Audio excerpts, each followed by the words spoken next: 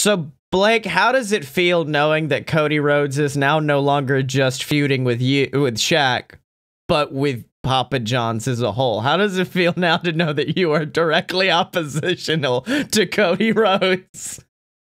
Good. I've always wanted to be part of humiliating Cody Rhodes. Let's fucking do it. He came out in the ugliest fucking t-shirt that's just Cody's face holding out a pizza, and then it just said, like, everybody loves Cody.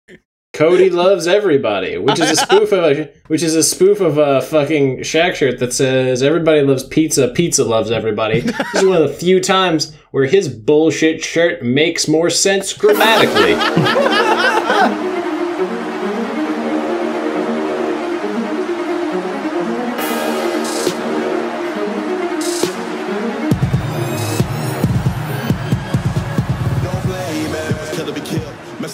Welcome to Fight Boys, a show about professional and not so professional wrestling. I've been signed to the lowest contract tier in AEW, Scottye Moore. That's actually, they made a new one for me. It's -5 dates. Fuck you, pay us. I'm returning from injury that I sustained last Sunday, Blake Tanner. I am the captain of Team Don't Give a Fuck, the Dylan.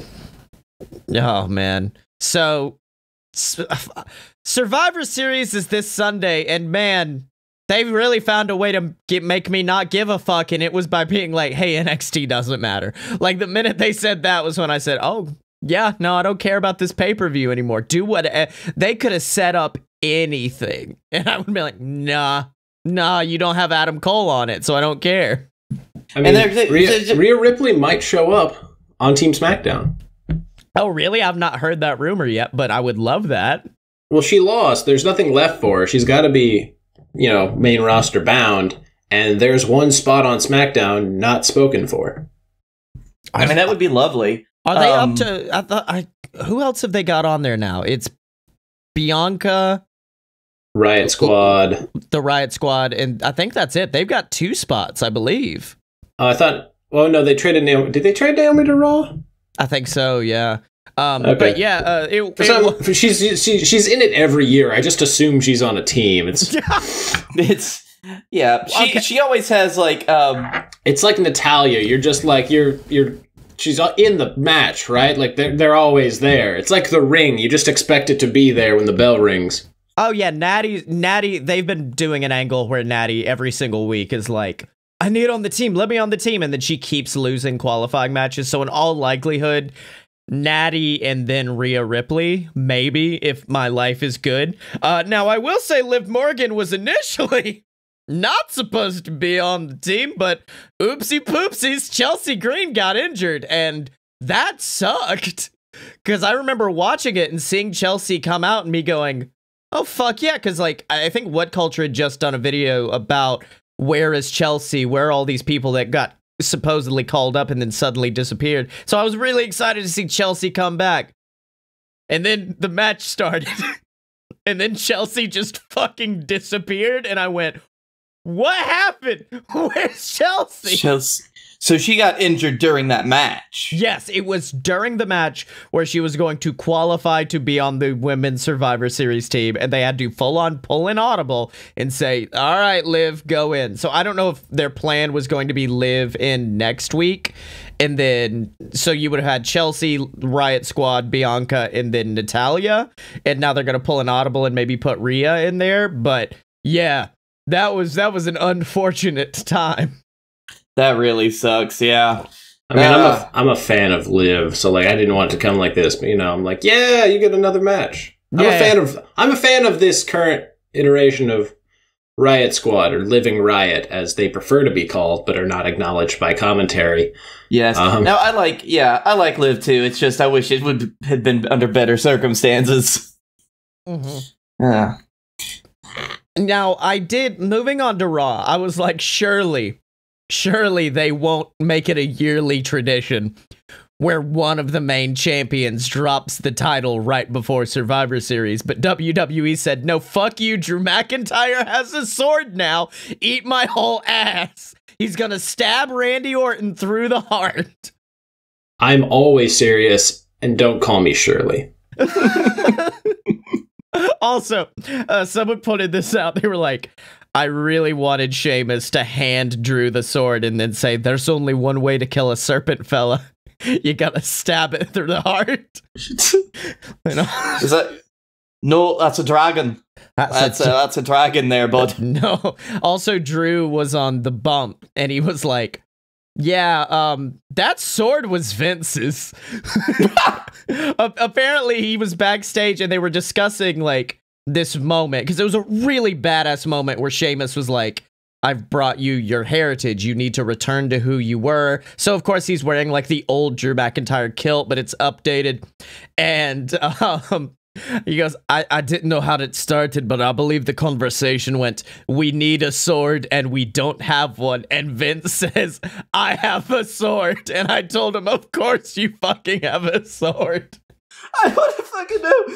Is that Vince's just like fuck sword? I don't understand. Well, like this. Apparently, Hunter and Stephanie got it for him. Yeah, it is. Because he already has a dinosaur skull in his fucking office. And so, like, well, we might as well give him an unwieldy weapon for his old man arms. And it is a legitimate Scottish claymore sword. And he goes, I believe they're in Scotland, got it from a legitimate sword manufacturer. You know, it's funny. I'm from Scotland. I've never seen a sword store before. As if Swords R Us is just like in the middle of the city. Oh, fuck me. That's funny because I've been to Gatlinburg many times and they have a lot of sword stores up there. Gatlinburg, the Scotland of the South. Mm-hmm. But yeah, that happened. Don't you ever say that Scotland is like Gatlinburg. Don't Scotland you put that on Scotland?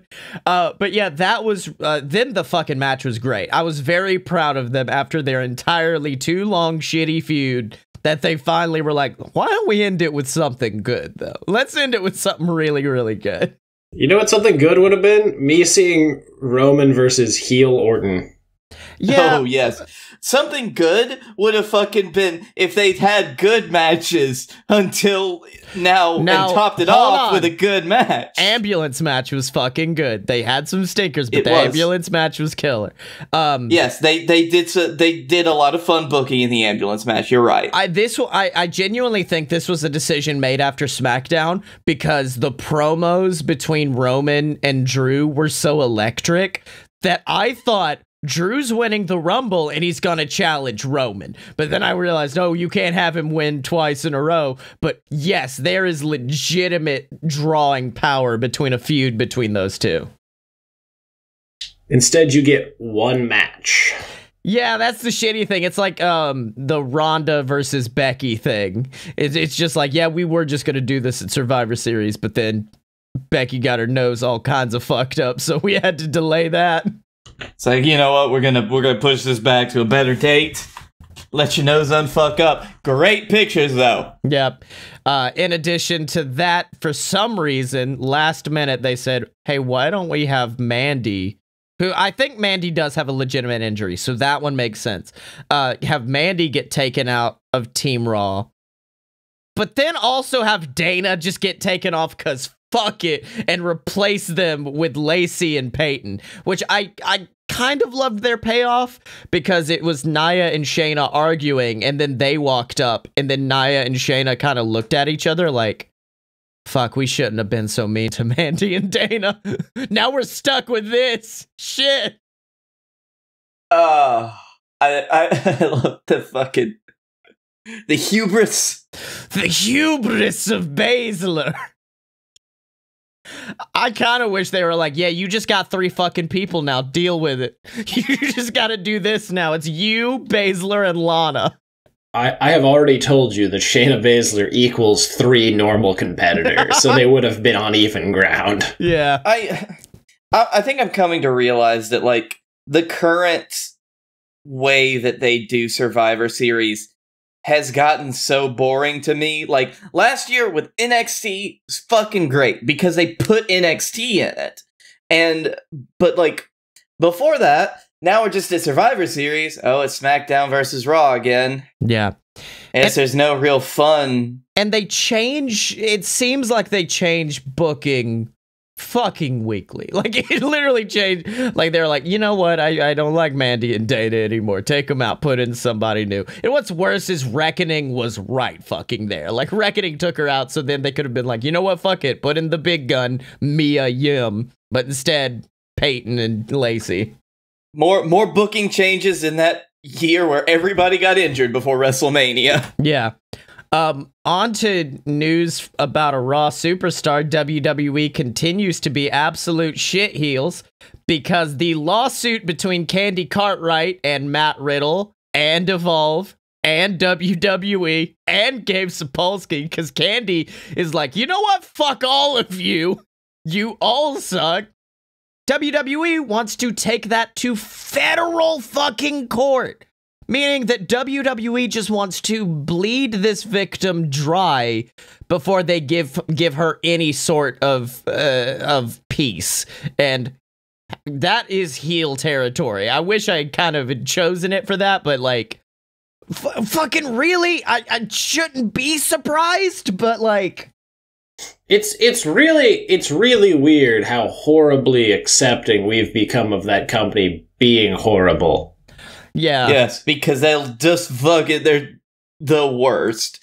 To the point, like, this is not a new tactic by far. Normally, like, if a single person or small entity goes up against a large company, then they will just extend it as far as they'll take it in order to make that person pay out the nose until they're unable to pay for legal fees anymore, so they just drop the case. Yeah, it is ridiculous. Like, the other day, somebody posted a video, I can no longer support WWE, and I'm going to talk about it more ad nauseum later, but... I mean, fun fact, I have not given WWE any money in a long time. I haven't given them money since WrestleMania. Yeah, Actually, no, you did give them money for that Daniel Bryan t-shirt. I gave money for the Daniel Bryan t-shirt. That was it. That was the last time I gave them money. To be fair, a lot of that money went towards the environment. Yes. That was Daniel Bryan's doing, so I felt better about it. But, like, I didn't even fucking buy WrestleMania this year. I watched it, but I didn't buy it. Uh-oh. Ooh, illegal boys. On to NXT, which was a perfectly fucking passable episode that had 3 non-finishes on the show. You had Damian Priest come out for a match that never began. You had Damian Priest interrupt a match and stop it. And then you had Cameron Grimes just leave a fucking match. Like the match just, I thought it was going to be like they did with the House of Horror or whatever it was match, where later in the show we'd come back to it. Nah, Cameron just yeeted himself over the guardrail and was like, fucking, I'm out, fam. I'm done with this. Didn't he kill a ref? He beat the shit out of a ref, yeah, but then they both took off their blindfolds because they were like, hey, a blindfold stipulation is fucking dumb. And I think it was that he realized he beat the shit out of a ref and he was like, oh shit. Oh. Yeah. 5-0, man. 5-0's coming. Mm-hmm. But now we do need to get on to the fact that the King has returned. And I'm so mad that they didn't plan out the show well enough to give him enough time to do it live on television. Instead, we had to hear it on YouTube. But Undisputed Era did make their return and started to beat down Pat McAfee and the Kings of NXT. He didn't start. Adam Cole successfully beat the shit out of Pat McAfee. It was glorious. That pump kick was fucking brutal. That pump kick was phenomenal. Did you not see the bit after it where he threw him into the plexiglass and like Pat McAfee sold it like death? Like did the full flat. Shawn Michaels that bump. Are you sure that Pat McAfee didn't throw himself into the plexiglass trying to escape? Yeah. But the coward. As soon as that happened, firstly, it was weird because Finn Balor brought them back and then said nothing about the NXT title. So we're all a little bit like, oh yeah, I guess some shit's gonna happen, but we don't need to know about it. But what all is important is Undisputed Era was out. They were fighting, and you just heard Adam Cole go, do it, say it, do it. As Bobby Fish was on there, Mr. Regal, please please, I need to hear you say it. And I'm just like, this feels uncomfortably erotic. Well, my favorite I can't finish unless you say it, Mr. Regal. But my favorite is the fact that Regal definitely knows it's a meme now, because he cut his basic Regal promo, and right before he said it, he put the mic down and just slowly walks to the ring as everybody's going, oh, War Games! Yeah! I like when he came out, he's like, two teams of 4. Believe you boys know what that means. And he walks down to the ring. Meanwhile, the crowd is losing their mind. Like, this is the first time I felt like there was a real crowd in that arena. Yeah. Fucking no. There are very few things that could get that feel, but fucking War Games is it.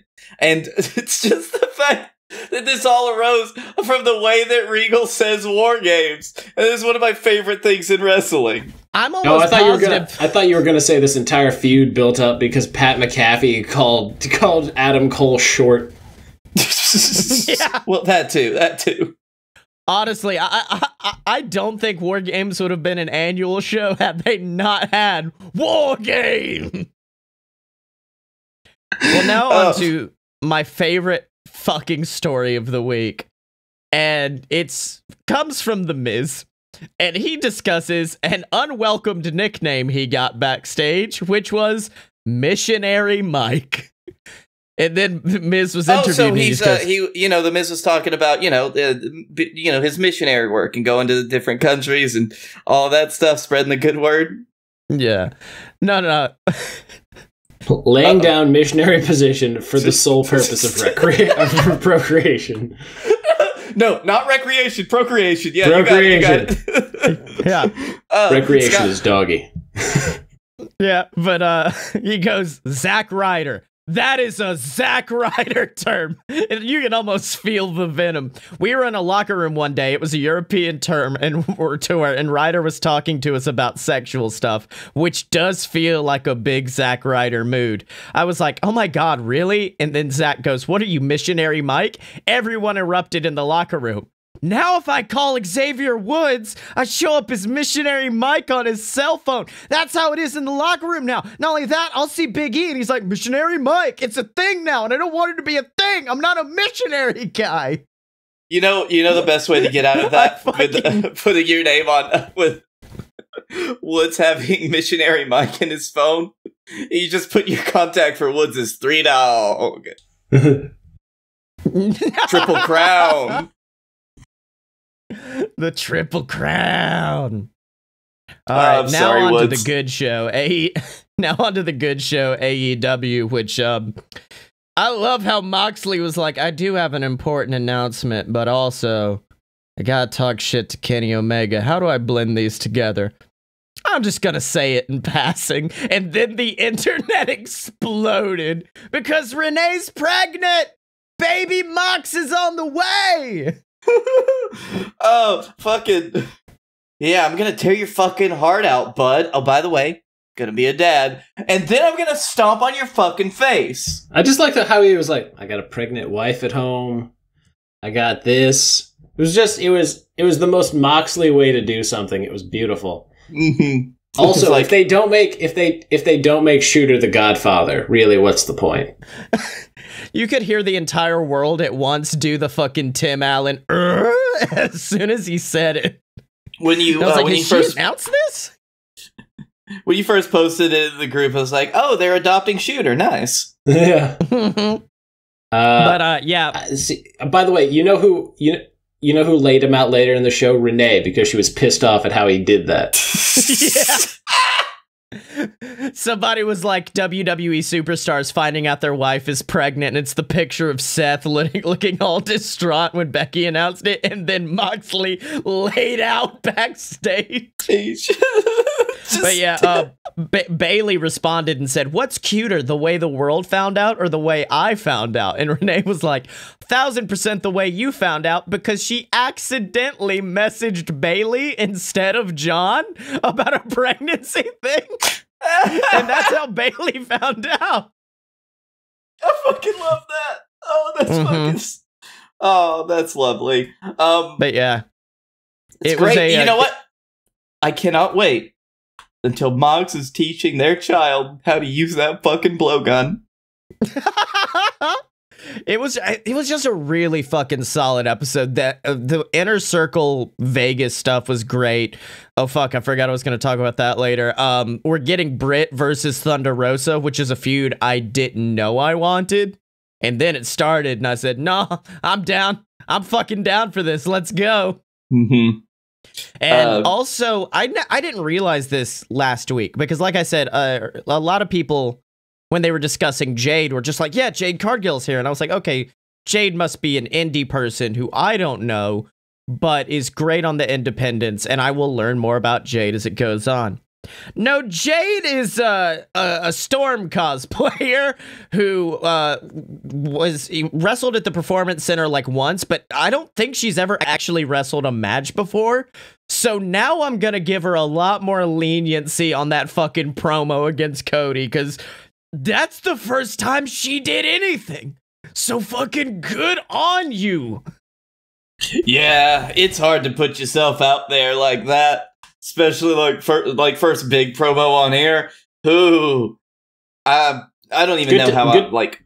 Good to know that she was doing a jacked version of Storm. I'm glad we've made that progression. Yeah. Sorry, you said that, and that was what my brain stuck to. You kept talking, but it wasn't quite like that Lana video that we talked about for 20 minutes, that one episode a couple years ago. But it was there. It was there. It's not like Blake. It's in the same vein. It's not like Blake discussing Sasha Banks for the past 3 months, but yes, I agree. This is literally last week, but all right. Yeah. It's okay. We have a month and a half where he can't do it. He used up all his simp points. We're fine. Oh shit. So is there any news from the East? Cuz I've not been paying attention. World Tag League's going on, and Tama ain't got a beard anymore. What? Tama ain't got a beard anymore. Or hair. He also has short hair. Whoa, I didn't see the short hair. Fuck. Yeah, you remember where I told you to check his new look? On Wednesday? I saw a picture of him with the shave, and I've seen him shaved before, so I was like, oh, is that it? That's fine. I have not inspected enough to realize he has short hair, too. Mm-hmm. Yeah. But yeah, no, that's going on. That's, from what I've seen, it's pretty good. Obviously, the Best of the Super Juniors is doing better than the World Tag League because Best of the Super Juniors. But you guys remember Master Wato when I showed you the shit of that guy like months ago? Yeah, I forgot he's actually a good wrestler. I told you guys he was a good wrestler when I brought it up. I was like, it's a shit gimmick, but a good wrestler. And then I saw him, like, clips of him wrestling Robbie Eagles. And I was like, that's right. He does like his finisher, or an Anaconda Vice, because he's seconded by fucking, Tenzan. Mm-hmm. And then his other one is like an almost spiral tap. Oh, shit. Those are his two finishes. I really do. I love a good spiral tap. That's probably one of my favorite finishers. I think he either over-rotates one or under-rotates one. Like on the twist. Yeah. But it's not quite a spiral tap. It's close enough.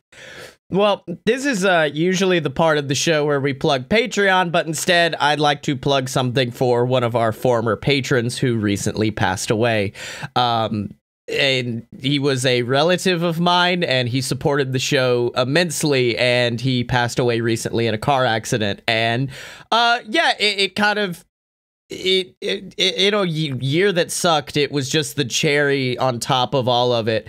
And so instead of donating to Patreon right now, it would mean the world to us if you would go to bit.ly/Razorboyz, because he was a huge Razorbacks fan. So that is RAZORBOYZ, and donate. It is a GoFundMe set up for his kids so that they have a happy Christmas this year, so they can get all the presents they want. But yeah, he was an Army sergeant. He was a badass dad. He was a great, like, he is half the reason why I have this awesome drawing tablet. Like, the minute I asked people for support on that, he swept in and was like, yeah, he was You ever know somebody who's suspiciously nice?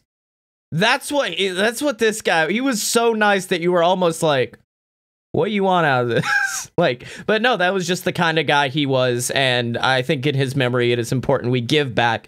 So bit.ly/Razorboyz, like I said, and please donate, and so these kids can have a happy Christmas, or at least as happy as they can without their dad there. Dylan, who are we tweeting before I cry?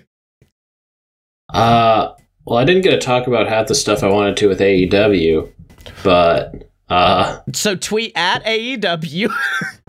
I'm sorry I didn't get to talk about. You skipped Death Triangle reuniting. So now it's the family versus Death Triangle. Yeah. And Will Hobbs now is in FTW.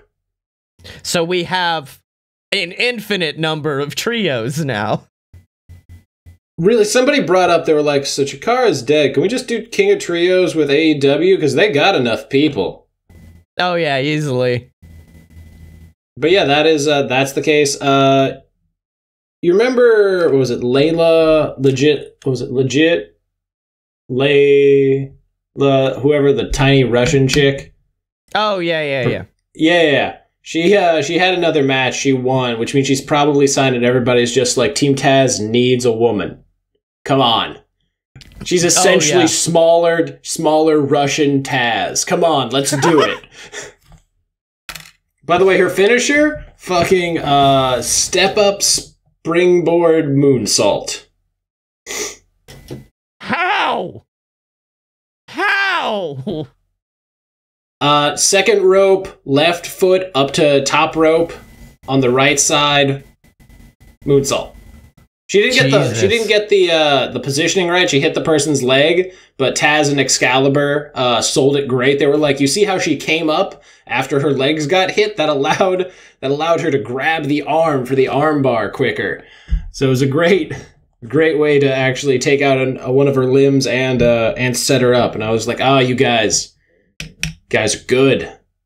Taz, whenever Ricky Starks isn't around, is a great commentator. When Ricky Starks is around, it spreads the talent between the two. There's still the same amount of talent commentating, but it gets spread out. Top Flight was great. You don't even want to talk about Top Flight? So, what I like about Top Flight, and I talked about this in my review, is like, you know how Private Party fell into wanting to go super fucking fast? Like a Young Buck style match, but they were still so green that they would botch a lot.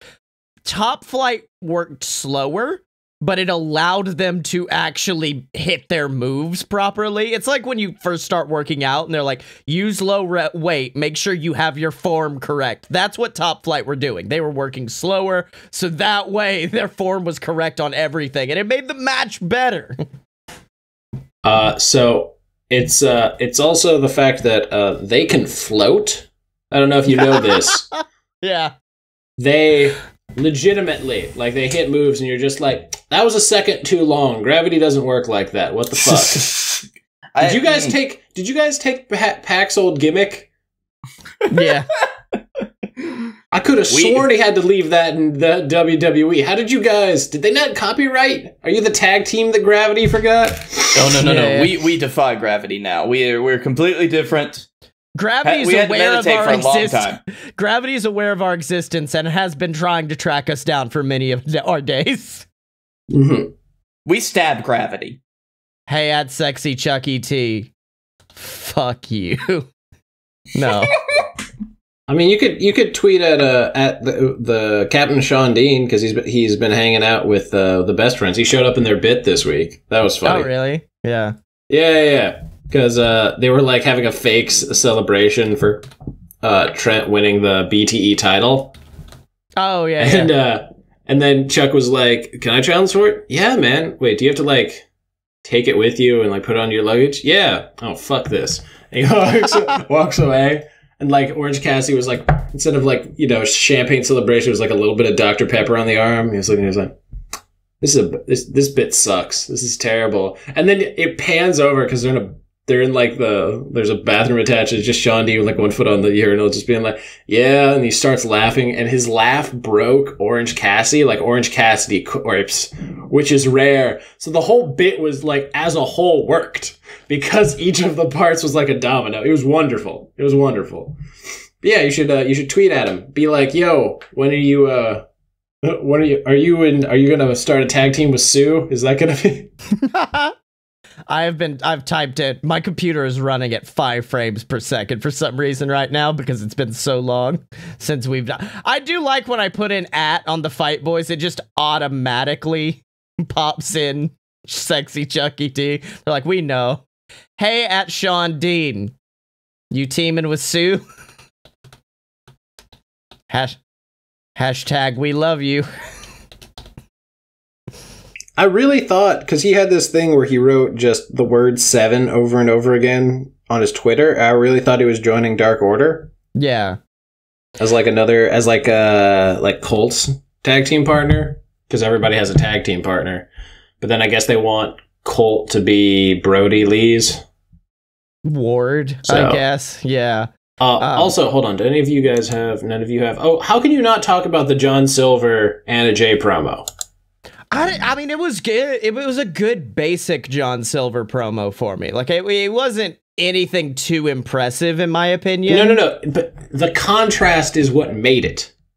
Oh, yeah. Just John Silver like that, but it was Anna Jay doing the generic, let me reintroduce myself. It's like, yeah! And she just, like, side-eyes him like, all right, I guess this is happening. I finally listened to Brody's Unrestricted episode, and I loved when he was like, they were like, why is Anna Jay 99? And who was it? Was it, it wasn't Gretzky, was it? Who was it that he named? Yep. Oh, yeah. He was like... It was Gretzky, and he was like, yeah, no, I did that. Nobody gets the reference, but I get it. That's what matters. Yeah. All right, on to our... He's like, I didn't get to choose anybody's numbers except that one. Yeah. All right, on to our heels and baby faces. I'm going to end on heels because it looks like Blake has a nice lead into face, so whichever one of you guys want to start, you can. Yeah, we were just talking about AEW. I could just keep going if you want. Yeah, go for it. So, in an already stacked tag team division, AEW decided we're going baby faces first. Okay. I thought you said you wanted to end heel. No. I'm going to end the heel segment. Oh, you're going to end the heel segment. Yeah. I thought you were going. Yeah, okay, cool. Blake was on the same page as me. That's it.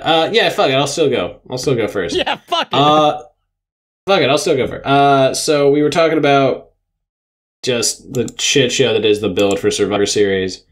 I feel like the worst part of that is the fact that the women's match hasn't really been discussed because Sasha's having her feud with Bayley. Yeah. And I don't even know if Asuka's been on TV. No, she was, and it was Asuka screaming in Japanese about her not being ready for Asuka, and that was it. That was the whole promo. That was it. They gave her 1 minute to build this. Yeah, more than they have given Bobby Lashley and Sami Zayn. Sami Zayn has been building this entire thing on Twitter through the guise of using the U.S. title as a way to talk about U.S. foreign and domestic policy. Yeah. And he's trying so hard on Twitter. They won't give any fucking TV time. It is beautiful. He is the only reason to be excited for this match. Bobby Lashley, I don't even think is acknowledging this because, Bobby... They are, but they're treating it as an afterthought. I will say the one Zayn promo he did get to cut was very good because he was like, I'm the Intercontinental Champion. That means I'm the champion of all the continents. You are the champion of one continent. It should only make sense that I'm better than you. One country, not even the whole continent. The North American champion. Honestly, whenever that triple threat happened, the North American champion was better than the United States champion by default. And that guy was from NXT. Exactly. You don't fucking... Listen, Canada makes this continent good. Yeah. when you just put the U.S. in it. I mean, listen, y'all, we ain't what we once was. Yeah. I like how you just completely buried Mexico. You know, Mexico's fine. It's just wrestling. That's where Lucha comes from, dumbass. We're about to send Lucha Bros after your ass. They are gonna come for you in the nighttime. All right, I'm gonna stop talking. You're just gonna see a specter. Pax road tripping with them, so you're triple screwed. No, Blake just sees a specter in this corner of his room, and he starts doing that weird, like, penta crab walk thing towards him while taking off a glove. Oh no! He will toss it overhand to you for you to catch first, though, and then put the Zero Miro like right into your face, because that's apparently his thing. You think I don't want that to happen? My sleep paralysis demon threw a glove in my face and then hit a destroyer on me through my window. How'd you go through? That's when I found out it wasn't sleep paralysis; it was just a home invasion. Oh, Blake. And that guy had just a really weird setup for his robberies. What was the, Sammy had one very good tweet, and he was like, Bobby Lashley's gonna take me down using the American method, which is, he's going to, like, burn all of my land, and he's going he's going to set up a base on my property, destroy it, have his friends come in and take whatever's left, and then blame me. He's gonna squeeze all my oil out. Yeah. Oh, fuck. All right. I was like, how can you say that? And then I remember he's Canadian. I was like, nah, he's got free reign. You can't do shit to him. Yeah. What are you going to do, deport him? Exactly. All right, Blakey T, heal it up. So, fuck, I've talked so much about how shitty WWE has been with their COVID handling over the course of the year, basically, and how shitty people who deny the fact that masks are effective are shitty, and how they are the problem. But now we've entered a new era of shitty as talks of a vaccine get closer and closer to distribution. And that is people who are saying that they will willfully not get the COVID vaccine. Nia Jax. Nia Jax, yes, like Nia Jax, who posted on Instagram, on her story, COVID vaccine is 90% effective after 8 months development, when the flu vaccine is 40% effective after 70 years of development. I'll go with my immune system, as it's 99.9% effective. God made my immune system. I trust him the most. Okay, Hulk Hogan. Listen. Sorry. That's the intro for I Am a Real Anti-Vaxxer. I am a real anti-vax. Nia Jax got buckle bombed by COVID. It took her out. You could be. The thing about this is, like, yes, the flu vaccine, they have to get a new one every year because the flu strain, like, the flu mutates so fucking much because it's everywhere. COVID, they've got one big strain right now that this vaccine is effective against, and guess fucking what? If you don't get it under control, then it will start mutating like the fucking flu. And it will be shitty. Get your fucking vaccines when it comes out, people. Jesus. I do worry about some of the side effects that they haven't fully tested, but that's a completely different... I'd rather take some of the side effects that I've been reading about than potentially losing the ability to taste. Like, there are people who have had COVID months ago, lost their ability to taste, and still have not gotten it back, and don't know if they will yet. And smell. Smell, yes. Yeah. Both of them. I saw a video of a dude who had COVID, and it's like, here, do you not believe me? And he ate a fucking onion! And took a shot of lemon juice. And his name was Oleg the Usurper. It was Oleg taking down these onions. He also took a bite of garlic, and I knew that was the point. I was like, nope, that's... Yeah, because I could take a bite of an onion. No, hold on. I could take a bite of garlic. I don't know what we're discussing. Okay, hold on. Now it's just us becoming like, I could do this, fuck you. The thing is, there's one of those three that each of us wouldn't do, at least. Yeah, okay, hold on. I will be garlic in lemon juice. Who wants to take no garlic? Oh no, I'll straight up smash that garlic into my mouth. and the lemon juice. I will not eat a whole onion. Okay. So I'm the only person that'll eat a whole onion. All right. Dylan, it's got layers. Is the onion battered and fried? Because then I will eat a whole onion. Dylan casually has an onion in his right hand and is just eating it like an apple for the rest of the show. Oh, that's fine. But fuck. The next time you guys visit, I'll do it in front of you. I don't give a shit. Because he's Caribbean cool, and then he spits the onion in our face. But how has that not been a thing? Anyway, fuck everybody who's even saying that they just won't get the vaccine when it becomes available out of principle, because you're still the part of the problem. Well, now on to my heel, and it is in fact what caused that one guy to say he will not support WWE anymore, and it's WWE, much like they did with Rusev, making an example out of somebody, and it is Zelina Vega. And their official statement is based around the fact that Zelina opened an OnlyFans account, which it has. I'm lucky I don't have money. It's because of that they said. Now hold on. You're gonna have to give me one of those SIM cards back. We trade them back and forth for the show. Yeah, no. It depends. Are you going to use the Dropbox for this? Are we sharing this SIM card? Are we breaking it into thirds? I don't know how comfortable I feel with this, just because I know Aleister Black can kill any one of us with a finger, a singular finger. Black Mask can quickly turn from a work into a shoot. Yeah. But Zelina was released because of that. She went on Twitch, where apparently she revealed she makes more money off of Twitch than she ever made in WWE, which does track.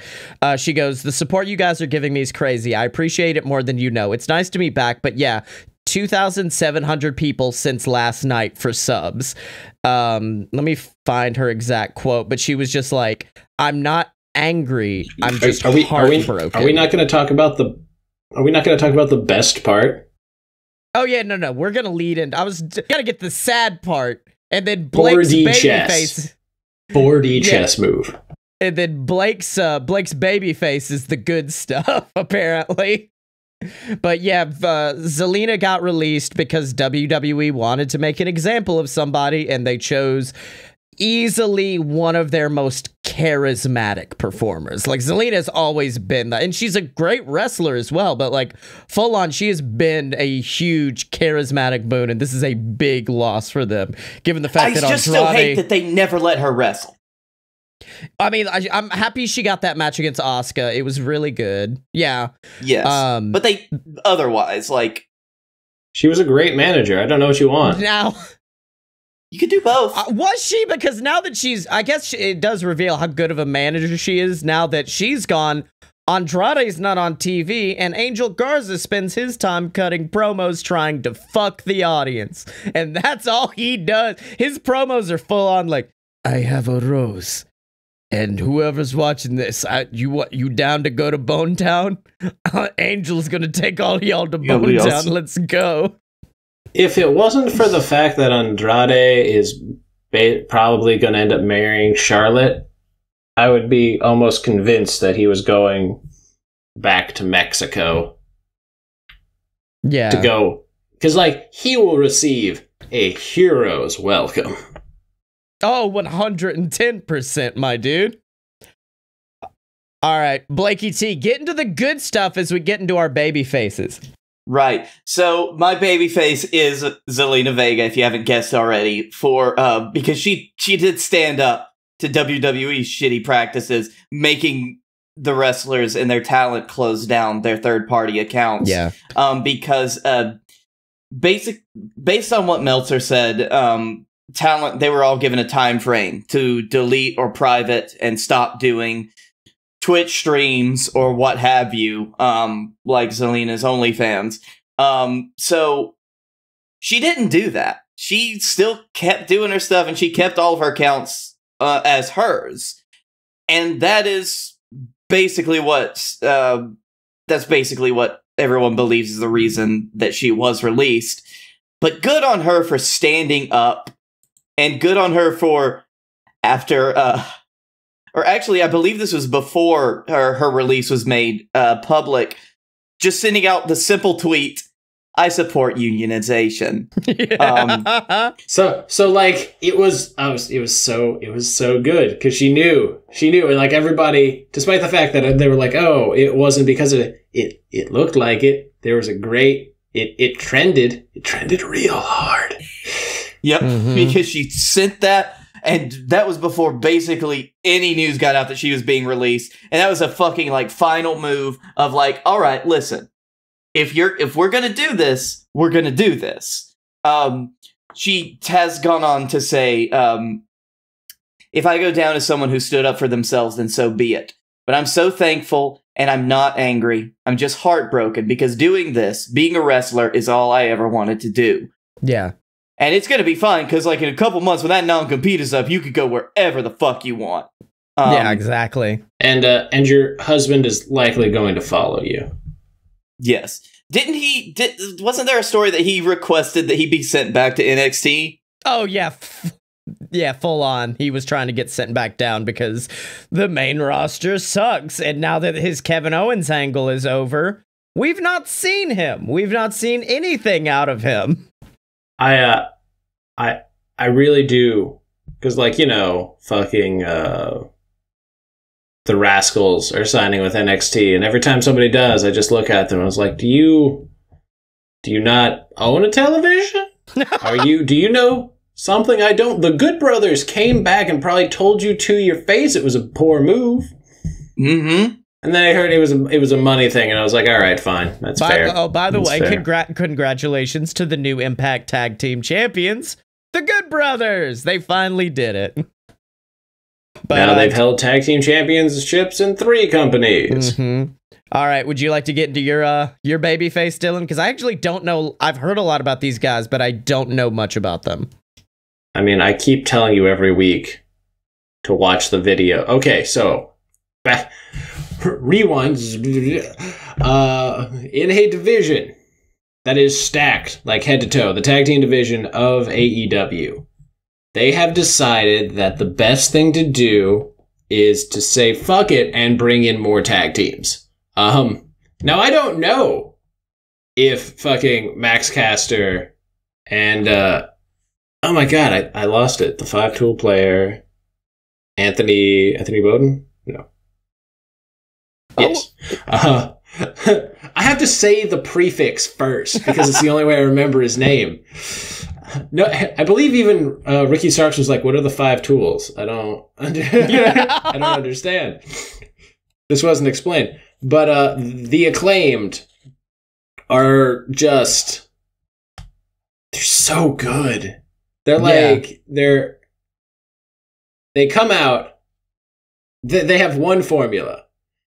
They come out, Max Caster, fucking burn dis raps the other tag team. They wrestle. They're good heels. They're actually talented, and then they win. That's the whole formula. It's happened 3 times now. I have thoroughly enjoyed it all 3 times, which is rare. You think after the first 2 you'd be like, whatever, but the dude's like actual rapping is so good and hilarious that I can't. Also, his tag team partner's reaction, just you know the gif of the guy that's like, you know, oh my god, that like, just imagine that, but going on for a continuous 30 seconds. Just one man just continuing to have that reaction to an entire segment. There's nothing wrong, because like I said, they're both great wrestlers. They have great tag team moves. Their finisher is great. Like, it's called Critical Acclaim. Even the names for them are good. Like, it's top to bottom, it is so good. And like top to bottom, that division is so good. It's so good that they can bring in a like lesser known tag team. They can bring in Top Flight and be like, go work the Bucks. And they can. And you know what? It's really fucking good. It was really good. You could put any 2 tag teams in there, and you're just like, this is like minimum a 3-star match, like minimum. You can't fucking say that about anywhere else. You can't have said that about WWE for like the last 10 years. But yeah, no, you should go check out The Acclaimed. The Acclaimed are awesome. I look forward to The Acclaimed being on the main roster. I honestly did not know Max Caster was part of it. I just thought he was a singles guy that they were putting in tag teams. I didn't realize. Nope. He just, 1 week, he and Anthony Bowden showed up. They insulted best friends. Gave them a best friends. That was that week. I was like, the best friends are willing to give up offense. Yeah. Like on that, because they made it close. And then I don't know if they were already a team before that, because they didn't have the name The Acclaimed until their third appearance. So I don't know if the two showed up. They worked so well as a tag team that AEW put them together. Yeah. They have a name, and now they're one of the highlights of Dark. Oh, also, secondary heel of the week. Britt Baker has a segment now, and it's painful to watch. Oh no, I'm really The Waiting enjoying. Room. Yeah, go watch that after this. Go watch The Waiting Room and tell me it is not just as painful as being in a waiting room. She starts off by like just insulting people, like roast comedy, but it's to a laugh track, and I hate Britt Baker. So Jesus, it's not the segment for me. You got a Blake cackle off that. Yeah. Oh. But anyway, The Acclaimed. The Acclaimed are great. The tag team divisions are great. I can't wait till they get a shirt. I might actually buy it. Well, now on to my baby face of the week. And when MJF and Jericho first faced off and had that great promo segment, I said, nothing could top this. And then they did a musical number. And then I said, nothing can top this. And then I had a few weeks where I thought I was right. And then the Inner Circle went to Vegas, and boys, let me tell you, this was the most insane 10-20 minutes of television I've ever seen in my entire life, and I fucking loved every minute of it. I argue it is, in fact, maybe, for me personally, better than Le Dinner Debonair, because they're hanging out at a strip club where Fozzie's playing. MJF is stealing Sammy Guevara's cards. Then they're like, then Jericho and MJF get into an argument over who can drink the hardest liquor until they have a mug of Everclear, and they both chug it. And so then they're like, oh man, we shouldn't have drank all that Everclear. We need something else. And then fucking Conan shows up out of nowhere, smokes them out. Smokes them the fuck out. And then Piff the Magic Dragon, an individual I have met and seen his magic show, just shows up and hangs out. Then Elvis is there. He's a member of the Inner Circle. Oh, yeah. Well, that was segment 1. And I went, wait, Piff the Magic Dragon or Elvis? No, Elvis. Clearly Elvis. The second segment opened with them on a rooftop, basically making fun of The Hangover. And Jericho goes, and they're all fucked up. They are all so drunk. And Jericho goes, I'd like everybody to welcome the newest member to the Inner Circle, Elvis. And then MJF cuts the fucking Wolfpack promo from Hangover. And then they all wake up. Sammy Guevara has written in Sharpie all over MJF's face, but he's been married 3 times, so whatever. And Jericho's just walking through, discovering the carnage, and then finally he opens the door.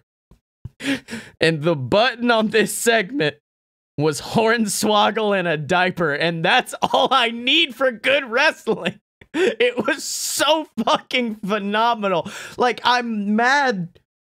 I really do have to divide Jericho the character and Jericho the person, because Jericho the person has made some fucked decisions this year, but Jericho the character is easily, even though he won it last year, I think he is in contention this year as well for Performer of the Year. Like, full on, he's nailed it this year. I think that, like, it is, to your point, it is very hard, especially recently, to separate Jericho as a character and as a performer. And that's honestly one of the reasons why I didn't enjoy this segment as much as I thought I would, because it's an amazing segment. And yet there's the bit of me, and that's in the back of my mind, that's sitting there thinking, do they really have to? They took all of this risk to travel to Vegas And you know that with Jericho, like, he was not trying to be safe. Well, no, if you notice, they were like, none of the casinos had anybody else in them. Like, if Jericho wasn't safe, it definitely, this shoot was safe, at least from what it seemed. Outside of, like, bartenders, there was nobody else outside of strippers and bartenders and employees. I would hope that production did something about that. Because knowing, like, AEW's production, they would do that. I was really hoping you were going to be like, it was like during the whole segment, all I could think was, War Games. I just had that little voice in the back of my mind. War Games, War Games, War Games, War Games, War Games. War Games. Well, now on to our final discussion, because Survivor Series is this Sunday. There's only 6 matches, which I'm actually, usually I'm like, oh man, why aren't there more? But now I'm grateful because those Survivor Series matches are going to go a long ass time. And we only agree on 2 matches, surprisingly. Number 1 being Asuka and Sasha. We all have Asuka because we all... Oh no, Sasha's going to win. I can't. I don't know how she could, though. Like, that's my thing. I guess the only... So her entire reign so far has been disproving all the things. She defended her title for the first time. She beat Bayley. She's never beaten Asuka. Yeah. I also think that, like, the main reason that I picked Asuka is because, as we mentioned before, there's no fucking build to this because Sasha is already, like, too busy with another feud. And that almost always spells disaster. And the Mandalorian and just kind of being awesome. It's so hard being her. No, you can't. Give me... Actually, John, she did mention in an interview how Jon Favreau asked her to be in The Mandalorian, and it's because he watched our Hot Ones episode. Somebody reposted the Undertaker Hot Ones and just said, "Quit trying. You're not going to be in Star Wars." I'll be honest. I watched that episode today. It was a very good episode. I'm glad. I hope she gets more screen time. But there was something else that happened in that episode that popped me much harder. Yeah, but yeah, the reason why I would say Sasha would win, yes, she is defying all the odds, but also we've seen Sasha perform more, and we've seen Sasha be a champion more, whereas Asuka's just been like, oh, the sexy muscle friends need a partner, I'll hang out or I'll scream in Japanese back. Asuka has not wrestled. Like, she's not been out there doing shit. But the greatest thing about Asuka is that all this happens, but then she'll just show up, put on like a great match, and then walk away. Like, she's at that level. Yeah, where it's just like, hey, we can't get you any warm up for like 3 weeks. She's just there, like smoking a cigarette. It's fine. Like, it's that old trope. Like, puts the cigarette out, goes out, 4-star match, comes back. All right, great. Grabs a beer. You just you want me to scream for 2 minutes? Yeah. All right, got you. I got you, fam. The other one we agree on is Roman versus Drew McIntyre, which, like I said, has had a phenomenal build-up. I mean, Drew winning back the title was a surprise, but they made their decision, so we're going to run with it. And we all have Roman because fucking obviously. If I don't get a Spear meets Claymore or Superman Punch meets Claymore, I'm going to be very disappointed by this. Yeah. Oh, the collision of the century. Yeah. I'm down with it. It's like fucking Frieza and Goku. They just collide in the middle and then break apart in a ball of energy. No, I'm down for this, but like Roman, I feel like Roman has to win this one. Yeah, he's on too much of a hot streak. Mm-hmm. I like how, so I assume, Dylan, you also thought, like, point-wise where they were gonna land. Blake, are you considering points, or are you just kind of going off of... Because for me, I was very much like, well, there's only 6. Are they gonna end in a tie? Are they gonna tie on this? So I'm hedging my bets and going for a tie. It looks like Dylan's doing the same. Oh, no. So we can move on to the next match, maybe. I'm sorry, Blake. I'd just like to say, I don't give a shit about points, and I don't think about them anymore. So yeah. Oh, so I thought, what would make me the least happy? Yeah. And then that was how I chose the men and women's Survivor Series outcomes. All right, let's get through our champion. Firstly, we got New Day versus Street Profits. You both have New Day. I've got the Street Profits just because I don't think the New Day's winding down particularly, but I do think we're reaching a passing of the torch moment. And like, nah, you want to know why? Because New Day rocks. New Day rocks. Yeah, I after that taunt from Big E, you know what's going through. Like my favorite because they've been talking mad shit. Yeah, that's been my favorite part about it is the fact that the feud can continue just with Big E. I did love their segment on SmackDown, by the way, where they were like, "We want to apologize for what happened last week, so we prepared you a meal," and then they pull off and it's all different foods, but they're all shaped in L's, and Big E goes, "Wait, why are they shaped like?" And then the Street Profits just go, "'Cause we gonna be serving L's all throughout Survivor Series." I was like, damn it, that is so good. But yeah, I picked Profits. You guys have, and like, this one is a tough pick. In fact, I think a majority outside of like Roman, they're all kind of toss-ups with the exception of like the men and the women's teams, which I have some reason for. It's the same reason why I was like, fuck it, Bobby Lashley wins. Because Bobby looks more dominant in the ring, whereas Sami's like a cowardly heel. But that could help him sneak out with a victory. Like, I can make arguments either way. The reason that I picked Sami is because of how dismissive Bobby is of him. Yeah. The reason I picked Sami is because the last time we didn't pick Sami, he won. So. Yeah, but I picked Sami. Also true. Yeah, exactly. So whenever you didn't do it, I was just like, oh, this is my shot. I'm gonna get him. I'm gonna sneak in. It's like, don't let me down, my boy. I bet against you one too many times. Yep.